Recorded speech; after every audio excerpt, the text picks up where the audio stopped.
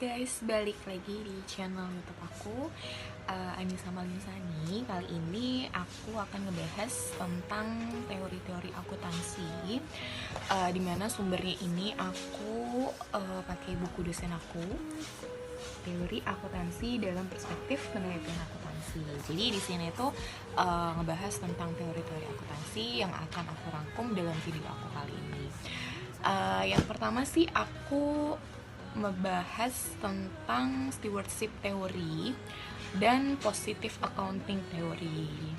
Sedikit aja sih penjelasannya. Langsung aja ya, penjelasan dari stewardship teori adalah teori yang diperkenalkan sebagai teori yang berdasarkan tingkah laku dan premis. Teori stewardship adalah teori yang menggambarkan situasi di mana para manajer tidaklah termotivasi oleh tujuan individu, tetapi lebih ditunjukkan pada sasaran hasil utama mereka untuk kepentingan organisasi. Dan manajer eksekutif di bawah teori ini tidak jauh hanya menjadi seorang yang oportunistik.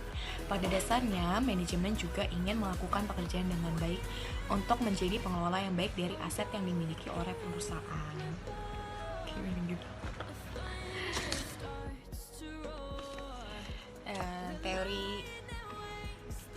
Teori stewardship mempunyai akar psikologi dan sosiologi yang didesain untuk menjelaskan situasi di mana para manajer sebagai steward dan bertindak sesuai kepentingan pemilik.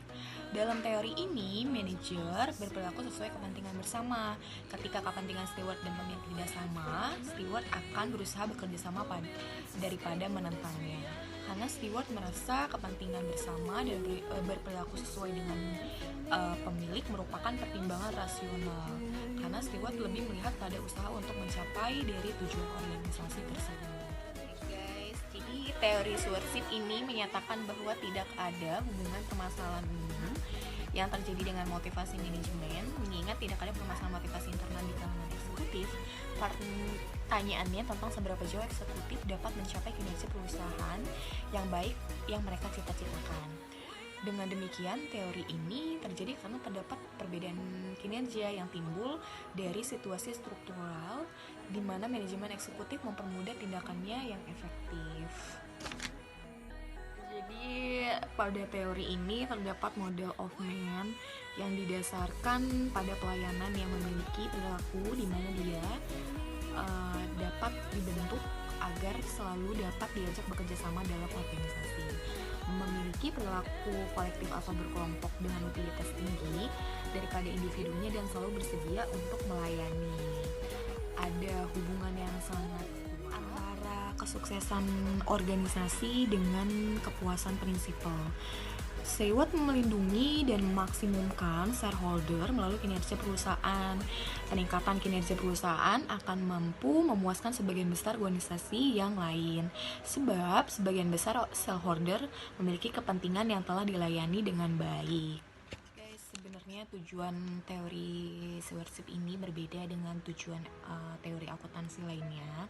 Biasanya teori akuntansi agensi lainnya itu lebih mengedepankan tujuan pribadi dan kepentingan pemilik. Tetapi kalau teori stewardship ini lebih mengedepankan tujuan prinsipal dan tingkat loyalitas terhadap organisasi lebih tinggi, sebab steward ini berusaha untuk mencapai tujuan organisasinya. Dan itu dia penjelasan aku tentang stewardship teori. Dan selanjutnya aku akan menjelaskan tentang positive accounting teori.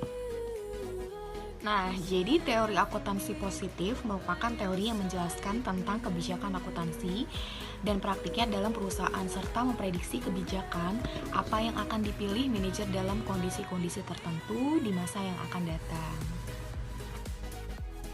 Dan salah satu variabel yang memiliki hubungan dengan positive accounting teori adalah variabel economic performance. Hubungan teori akuntansi positif dengan economic performance terletak pada kebijakan akuntansinya. Para manajer akan berupaya untuk mencapai tujuan perusahaan, yaitu mendapatkan kinerja yang maksimal dan baik. Untuk mencapai tujuan tersebut, seorang manajer bekerja sama dengan para stafnya. Dalam melakukan kebijakan-kebijakan perusahaan, kebijakan yang dikeluarkan oleh manajemen haruslah mendapat sesuai dengan kebutuhan perusahaan. Manajemen berupaya memilih metode akuntansi yang lebih efisien dan efektif untuk menaikkan harga saham perusahaan tanpa melepaskan ketiga hipotesis teori positif. Sehingga dengan pemilihan metode akuntansi yang tepat akan berdampak terhadap laba yang dihasilkan oleh perusahaan.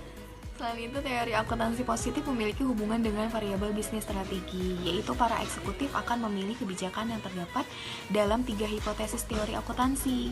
Positif dengan memiliki metode akuntansi yang tepat akan berdampak terhadap laba dan dividen perusahaan. Ketika laba perusahaan meningkat, maka investor akan tertarik untuk berinvestasi sehingga harga saham meningkat dan meningkatkan economic performance.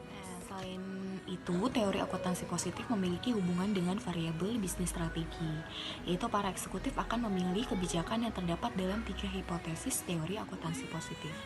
Dengan pemilihan metode tersebut, yang tepat akan berdampak terhadap laba dan dividen yang akan dimiliki oleh perusahaan. Ketika laba perusahaan meningkat, maka investor akan tertarik untuk berinvestasi sehingga harga saham meningkat dan meningkatkan economic performance. Nah guys, itu dia penjelasan aku tentang stewardship teori dan positive accounting teori. Mohon maaf apabila ada salah kata dalam berucap dalam video ini. Terima kasih sudah menonton. Ditunggu next video aku masih tentang teori akuntansi. Wassalamualaikum warahmatullahi wabarakatuh.